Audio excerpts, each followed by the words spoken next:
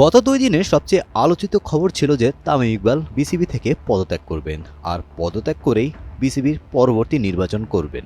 তবে তামিম ইকবাল নিজে নিশ্চিত করলেন তিনি পদত্যাগ করছেন না। বিসিবির অ্যাডহক কমিটিতে ১ মাসের মধ্যে নির্বাচন করার অঙ্গীকার ব্যক্ত করেন তিনি। বিসিবির সভাপতি নির্বাচিত হবার পর প্রথম আনুষ্ঠানিক সংবাদ সম্মেলনে তামিম বলেন, আগামী ৩ মে বোর্ড মিটিং, সেখানে বিসিবির নির্বাচন নিয়ে আলোচনা করব। সাধারণত বিসিবির নির্বাচন নিয়ে আনুষ্ঠানিক আলোচনা শুরু হলে ১ মাসের মধ্যে নির্বাচনের তারিখ ঠিক হয়ে যায়। আশা করি আমরাও ৩ মে থেকে ১ মাসের মধ্যে নির্বাচন করব। নির্বাচনের যে তারিখ বেঁধে দেওয়া আছে তার কমপক্ষে ১৫ দিন আগে নির্বাচন করব। তার আগে আমি পদত্যাগ করছি না, এমন কোনো চিন্তাও আমার মাথায় নেই। ক্রিকেট পাড়া ও ক্রিকেট ভক্তদের মধ্যে একটি ধারণা আছে যে বিসিবির আহ্বায়ক কমিটির সদস্য থেকে বিসিবি পরিচালনা পর্ষদে নির্বাচন করা যাবে না, তাই আগে আহ্বায়ক কমিটি থেকে পদত্যাগ করতে হবে।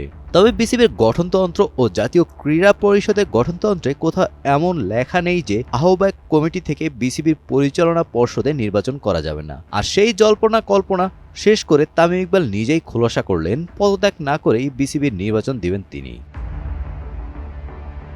Golam Rabbani, Times today.